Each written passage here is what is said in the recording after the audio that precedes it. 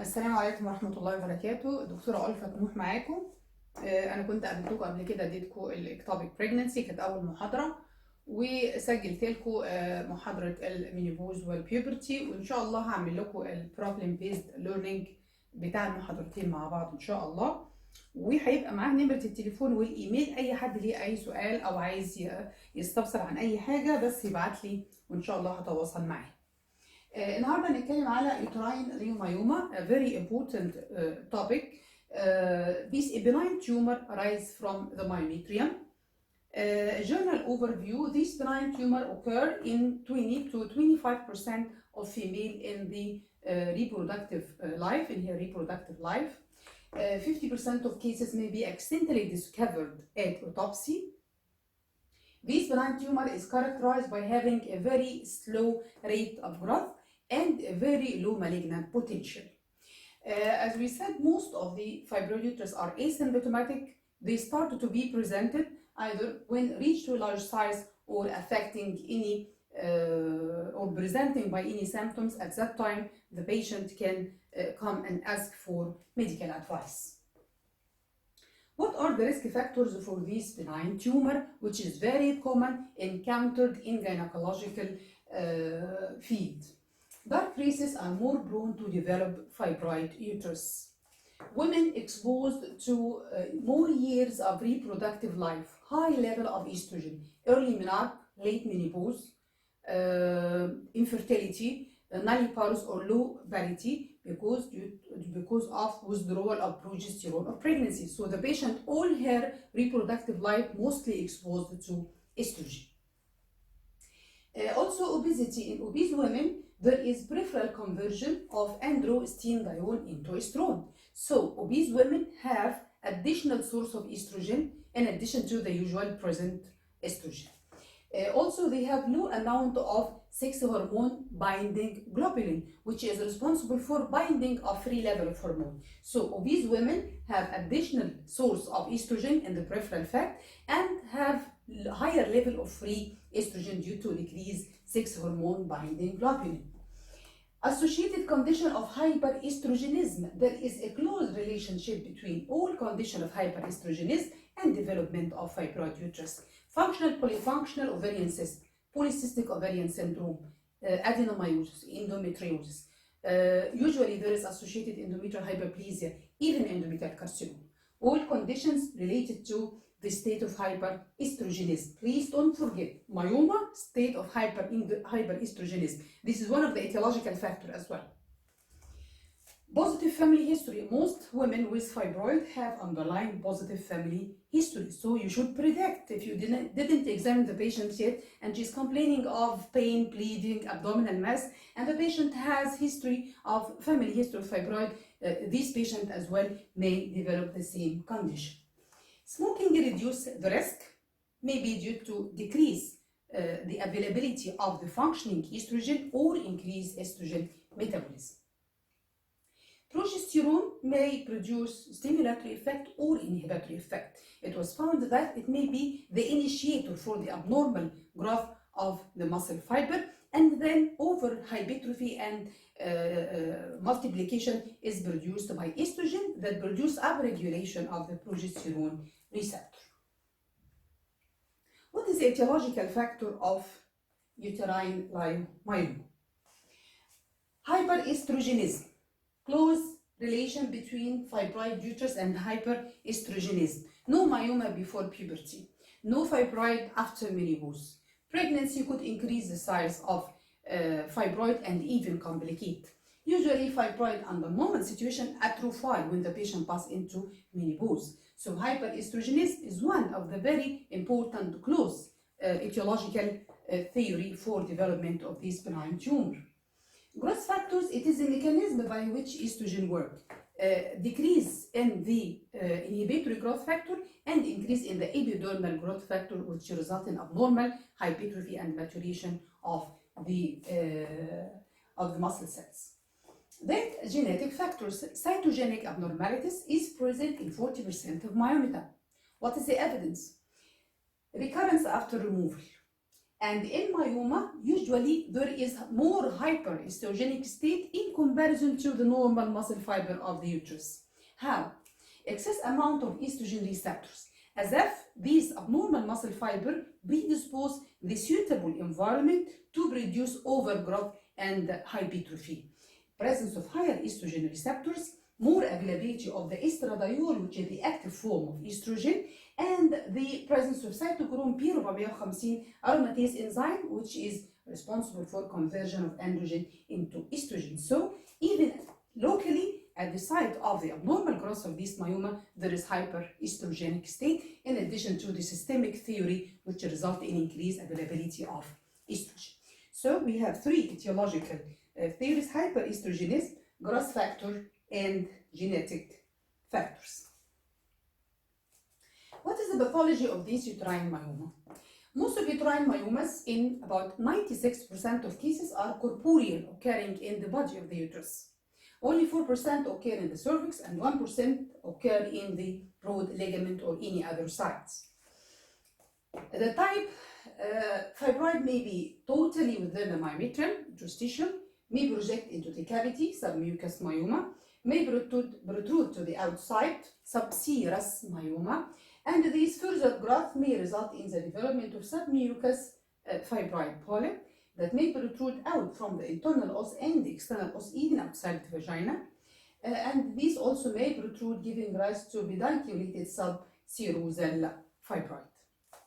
So the site, corporeal, cervical, broad ligamentary; type, interstitial, submucous, subserous; number, it may be single or multiple; size, variable, maybe few millimeter up to huge fibroid, 15 centimeter size. Shape, usually it is spherical, rounded, and firm inconsistency.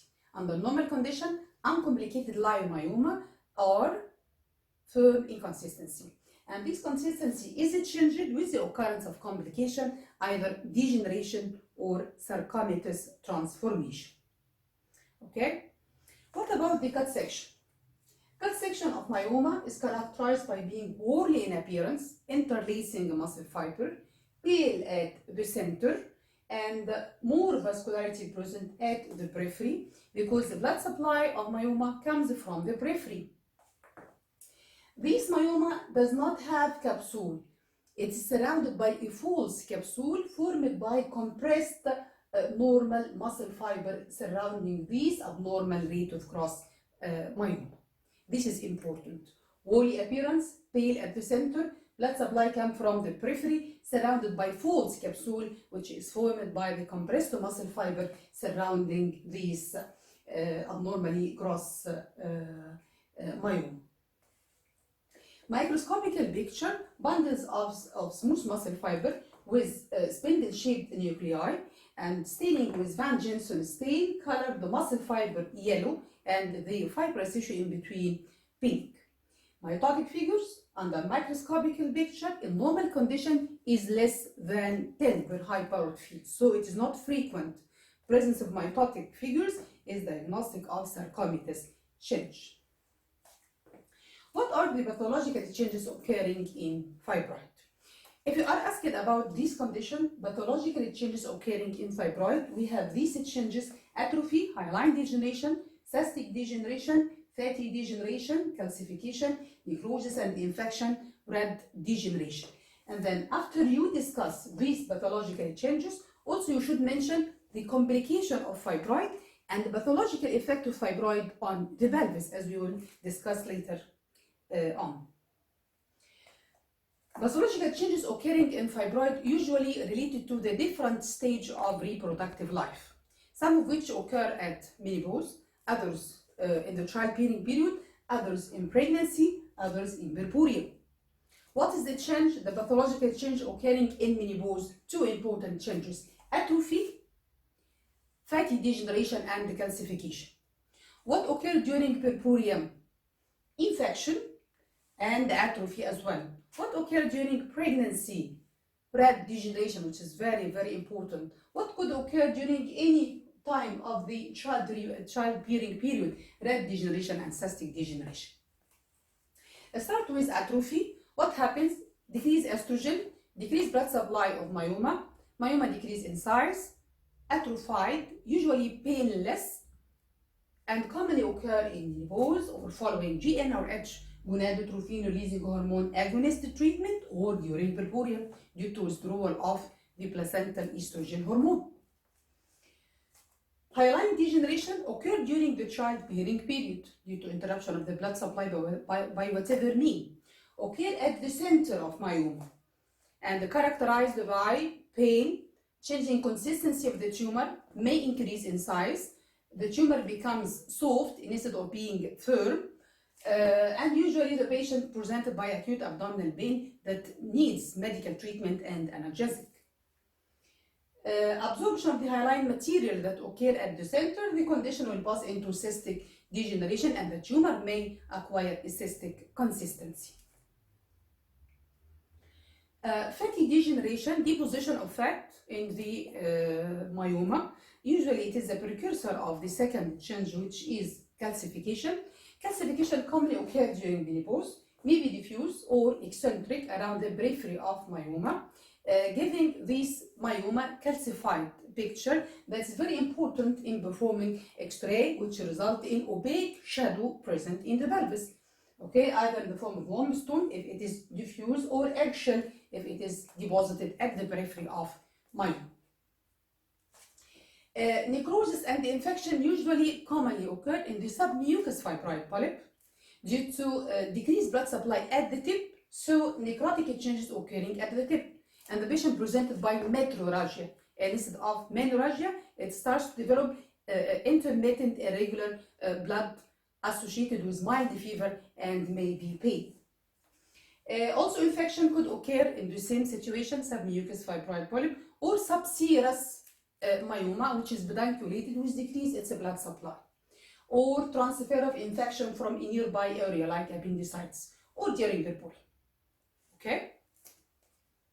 Then the last pathological change is red degeneration. These conditions occur in pregnancy. It is a very important situation. The patient may be presented by acute abdomen, and it occurs secondary to either increased rate of growth of the myoma beyond its blood supply, or kinking of the blood supply, or accidental thrombosis, which is a condition that is exposed to during pregnancy. Pregnancy is a hypercoagulable state, so accidental thrombosis could happen.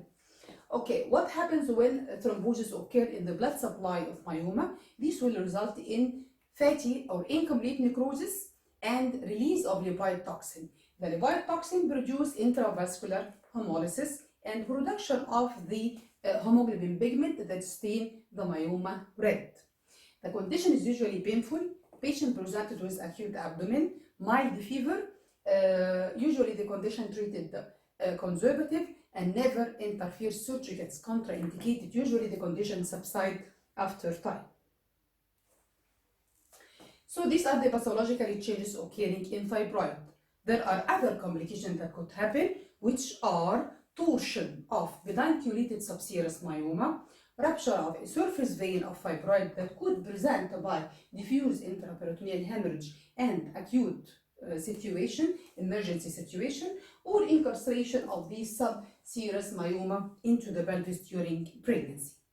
The last complication of uterine fibroid. So if you ask about complication of uterine fibroid, you will discuss the pathological changes, these possible three scenarios that could result in acute abdomen, torsion, rupture of a surface vein of fibroid, incarceration, and never forget malignant transformation. These are forms of changes or degeneration, fatty degeneration, this calcification, this is red degeneration, this is necrosis and infection of the tip of submucous fibroid polyp, and this inversion of fibroid in the fundus that result, submucous myoma that result in inversion of the uterus totally to the outside. This cystic degeneration following hyaline degeneration, incarceration as well.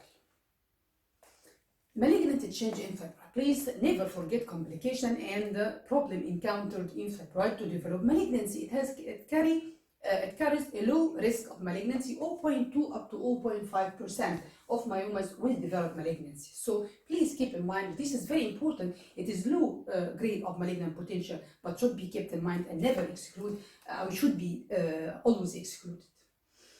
When to suspect malignancy in women with myoma? Rapid rate of growth after removal.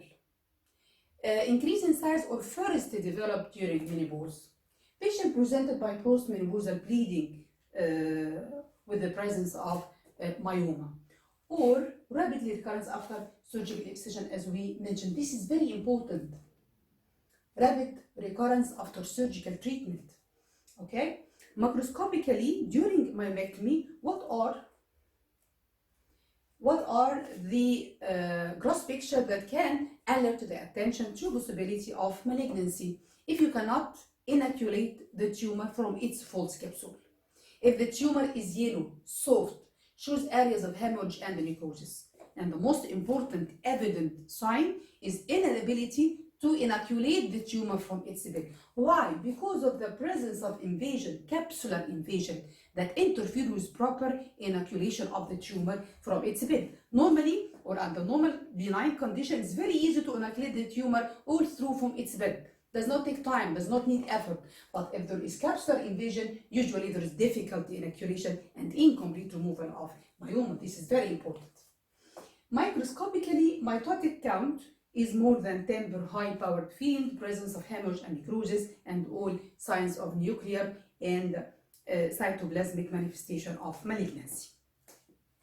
How fibroid could affect pelvic organs? Myomas arise in the body or in the cervix, and so usually there is disfigurement, there is enlargement, there is distortion of the uterus, increase in size, irregularity, producing mass, venous congestion, which is very important and plays the most important cause of most of symptoms of fibroid, bleeding and pain from venous congestion, from uterine enlargement. Okay, and then this uterine enlargement result in pressure symptoms on the anatomical structure surrounding myoma. Urinary bladder in case of anterior myomas, ureter in case of cervical myoma, urethra also in case of cervical myoma or large low corporeal anterior myomas. So these pressure symptoms and uterine enlargement very important, and they play the pathophysiology of symptoms of uterine fibroid. What is the clinical picture? How can you identify the type of patient? When you are asked about the clinical picture of a certain pathological situation, first you should discuss type of your patient. Age of your patient. In case of fibroid, my patient is present in the childbearing period. What about the vitality of my patient? My patient has either nulliparous or low parity, or may suffer from long history of infertility. What about the family history? My patient has family history, may have family history of fibroid uterus, common in black race, obese, polycystic ovarian disease, other manifestation of hyperestrogenic state. Okay, so you should identify the type of the patient. Then, what about symptoms? The condition could be asymptomatic. There may be no symptoms at all, and the condition is discovered accidentally by vaginal examination or by pelvic ultrasound. While in symptomatic cases, the main symptoms of uterine myoma are menstrual abnormalities, pain, pressure symptoms, infertility complication, pelvic congestive symptoms in the form of leukorrhea, low back pain, dysmenorrhea and dyspareunia, abdominal mass, pregnancy complication, and general symptoms in the form of anemia. These are the cardinal symptoms from which a patient with myoma may suffer from, either one of them or all of them. Menstrual abnormalities in patients with myoma could be in the form of menorrhagia or metrorrhagia. Why menorrhagia? Menorrhagia is cyclic regular bleeding. The patient experiences menstruation cycle per month, but with increasing amount or increase in duration. Why? Due to increase the surface area of the endometrium, due to the presence of venous congestion, interfere with the mechanism normally responsible for control of the monthly withdrawal, which includes proper myometrial contraction, as well as dysregulation of the local vasoactive factors that add to control the amount of menstrual blood loss. So the patient commonly suffers from menorrhagia. When the patient suffers from metrorrhagia, metrorrhagia occurs only if there is infection on the tip of submucous fibroid polyp, if there is associated endometrial hyperplasia or endometrial carcinoma, if there is possibility of sarcomatous change of the present myoma. So if your patient with fibroid uterus suffers from metrorrhagia or was complaining of menorrhagia and then shifted to metrorrhagia, you should exclude possibility of sarcomatous transformation, possibility of associated other endometrial pathology. The second cardinal symptom is pain. Patient with myoma could suffer from pain. If the patient develops hyaline degeneration, dull aching pain, acute abdominal pain associated with mild fever and discomfort for which analgesic or non-steroidal anti-inflammatory can be given. Colicky pain when the patient has pedunculated submucous myoma, which results in colicky pain protruding from the internal os. The myoma polyp protruding from the uterus and so result in colicky pain. Acute abdominal pain also may result due to torsion of pedunculated subserous myoma. This is very important. The patient can be presented by acute abdomen. This is very important. Congestive or spasmodic dysmenorrhea or pain due to associated abnormalities as endometriosis. So when myoma develops pain, this means that this myoma is complicated.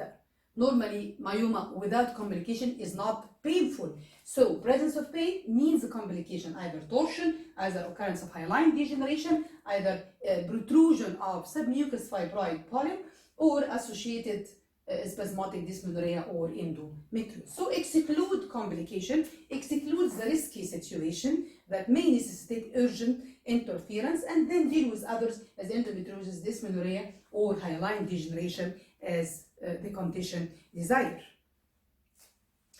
Pressure symptoms, urinary bladder, the patient will experience frequency of micturition, attacks of acute retention of urine due to compression of the urethra, repeated lying back pain due to compression of the ureter. This is very important and should be kept in mind. The fourth problem or the fourth symptom is infertility. Women asking for fertility and have fibroid uterus, 5 to 10% of cases will develop infertility. Why? Why myoma could produce infertility? Distortion of the tube, tubal factor of infertility. Interfere with implantation of the fertilized ovum or with the embryo, and this results in uterine factor of infertility. Surrounding adhesion from subserosal myoma, producing or stimulate adhesion, peritoneal factor of infertility, and again tubal factor of infertility. Okay, cervical myoma interfere with ascent of the sperm. If the patient develops degeneration of complication of myoma in the form of degeneration, the patient can be presented by pain or acute leukocytosis and fever. What are other symptoms? Complication of pregnancy. When a pregnant woman has myoma, she is subjected to repeated complication. Abortion. The patient may develop recurrent pregnancy loss because of the presence of submucous myoma, interfere with continuation of pregnancy. Okay, preterm labor. The patient can be complicated by preterm labor. Can be complicated by malpresentation because of the presence of myoma interfere with the normal longitudinal line the fetus occupies intrauterine. Dysfunctional labor. Patient having fibroid may interfere with the normal uterine contraction and result in dysfunctional labor. Obstructed labor. The presence of myoma low corporeal in the passage of the obstetric pathway during labor will result in obstructed labor. Postpartum hemorrhage due to interruption again of the physiological mechanism responsible for control of blood loss after labor. Okay, so if your patient is pregnant and has fibroid uterus, you should keep in mind these complications and be ready for any of them if it occurs. Pelvic congestive symptoms mean leukorrhea, low back pain, dyspareunia, and dysmenorrhea. Progressive abdominal enlargement if it is large due to increasing large size producing pelvic abdominal mass. So these are the symptoms: bleeding, pain, pressure symptoms, complication of infertility, pelvic congestive symptoms, pelvic abdominal mass with or without pressure symptoms according to the direction of growth.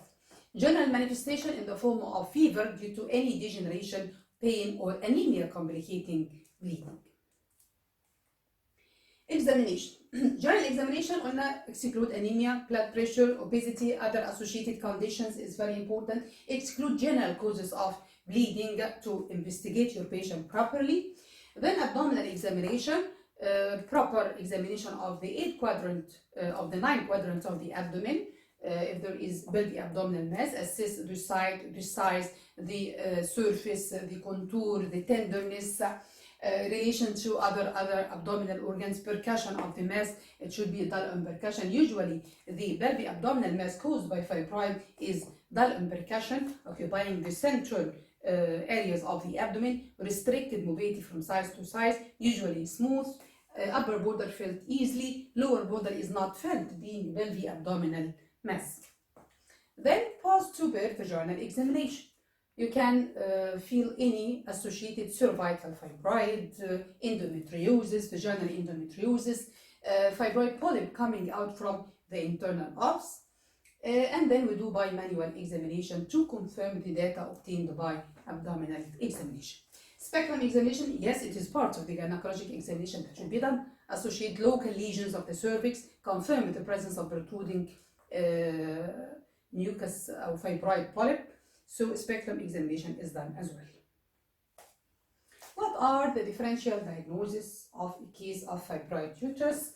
Other cause of pelvic abdominal mass, symmetrical enlargement of the uterus in case of interstitial myoma, calcified myoma seen by X-ray, and the fibroid polyp diagnosed from other causes of polyp or mass protruding from the cervix uteri. Are we need for further investigation? Yes, this from the history and clinical examination. We're going to do ultrasound, the gold standard for diagnosis of uterine fibroid, abdominal and vaginal ultrasound. Vaginal may be abdominal if there is larger size and cannot be reached by vagina. We do vaginal and abdominal ultrasound.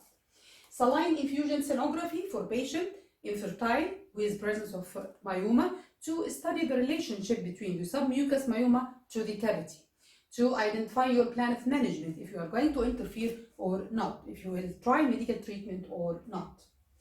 CT and MRI, usually we do not need these unless you are in doubt for the presence of underlying pathological changes or circumstances change. Hysterosalpingography in case of submucous myoma and submucous fibroid polyp. And usually we do hysterosalpingography in infertile patient to assess the condition of the tube. Endoscopy, hysteroscopy, and laparoscopy, usually they have diagnostic as well as therapeutic indication.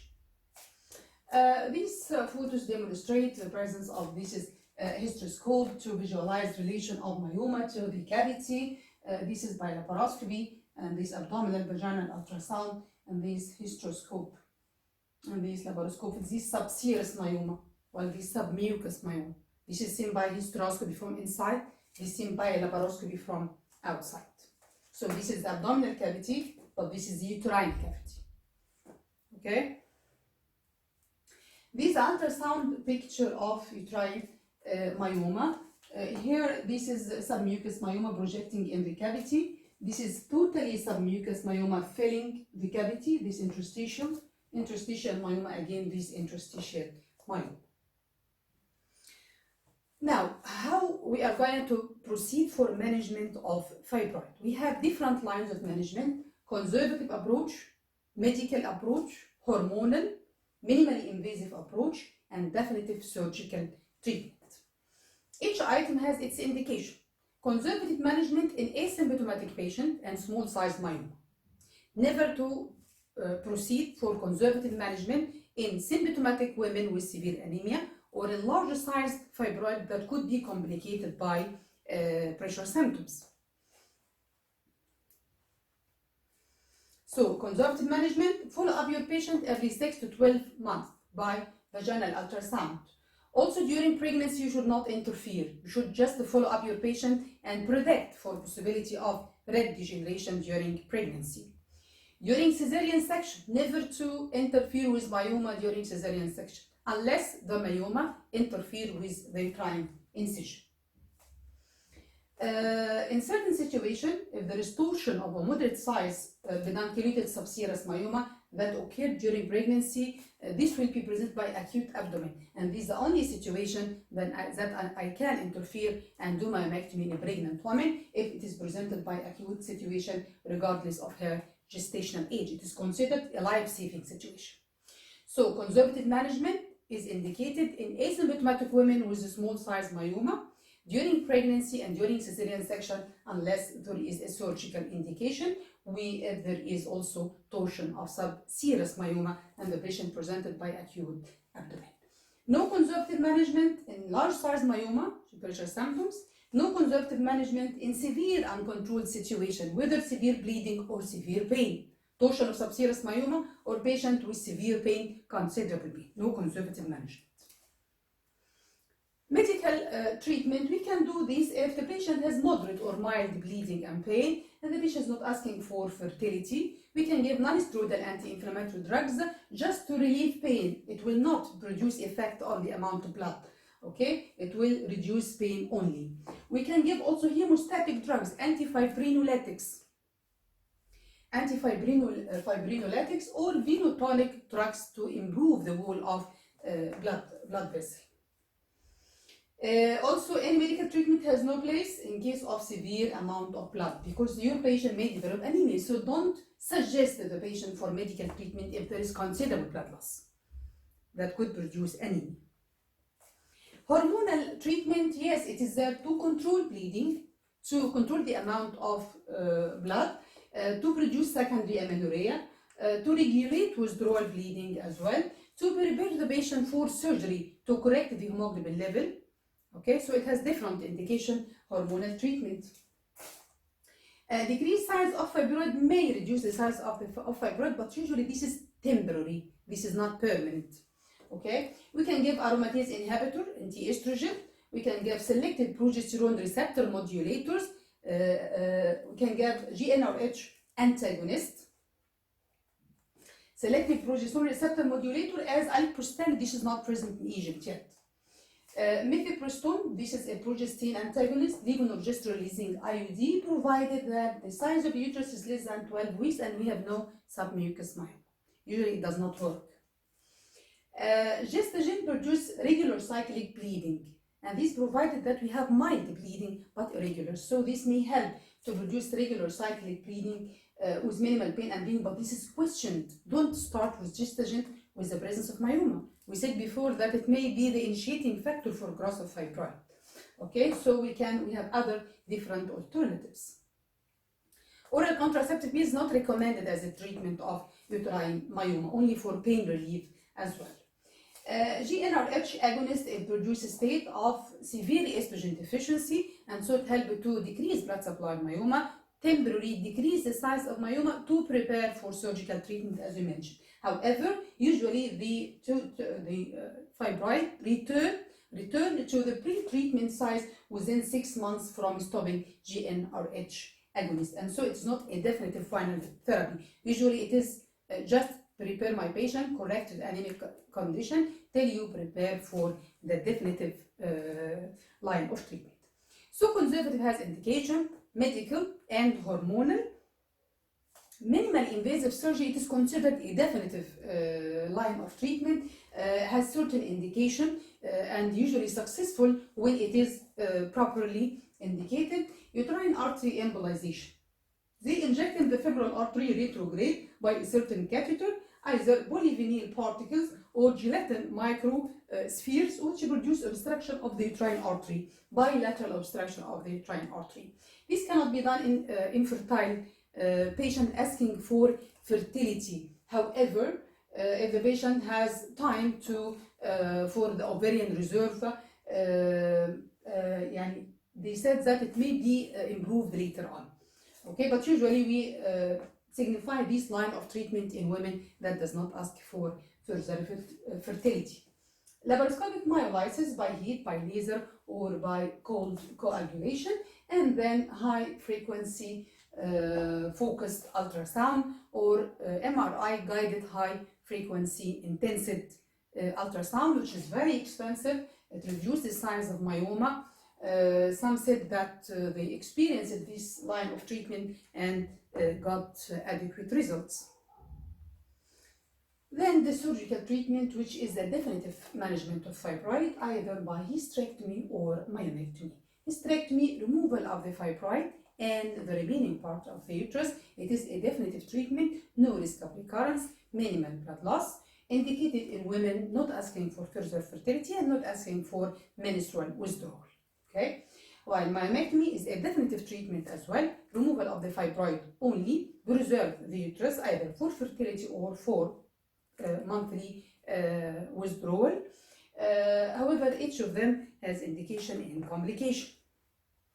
What are the indications of surgical removal of leiomyoma? Any leiomyoma causing enlargement of the uterus above 14 weeks size of gestational age, it should be removed. Why? For fear of pressure symptoms on the urethra or on post-ureters. So larger size leiomyoma above 14 weeks pregnancy should be removed surgically, either by myomectomy or hysterectomy as you want. Symptomatic myomas. Patient presented with considerable pain, considerable bleeding. You should plan for definitive interference for definitive surgical treatment. Patient asking for fertility, suffer from recurrent abortion or infertility, or preparing for ICSI. Yes, we can also consider and discuss the surgical treatment in the form of myomectomy. The presence, if you suspect the presence of abnormal pathology. So surgical interference, regardless of the type, indicated with large size myoma above 14 weeks of pregnancy, symptomatic myoma by considerable pain or bleeding, patient asked for infertility or suffer from recurrent pregnancy loss, and if there is suspicion or query abnormal pathology. Myomectomy here will remove only the tumor. It could be done abdominal myomectomy or laparoscopic myomectomy or hysteroscopic myomectomy. Hysteroscopic myomectomy or pulopectomy, provided this submucous myoma is less than 5 cm to ensure adequate removal of myoma.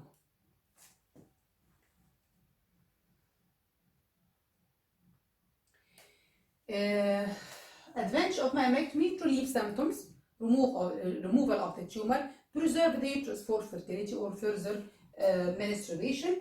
Indication are the same as we mentioned before. Okay, large symptomatic fibroid, and the patient want to preserve fertility after childbearing, even after completing a childbearing period, and the patient wants to preserve her uterus. Infertility, as we mentioned, or causing recurrent abortion. It is the same indication of surgical treatment in women want to preserve her uterus. Okay. What are the contraindications of myomectomy? Possibility of abnormal pathology. If you suspect abnormal pathology, don't do myomectomy.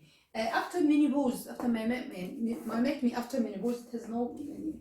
Or premenopausal patient, and during pregnancy and cesarean section. Okay? Even during pregnancy, during cesarean section, presence if you suspect abnormal pathology in menopausal women, unless the patient insists to preserve her uterus.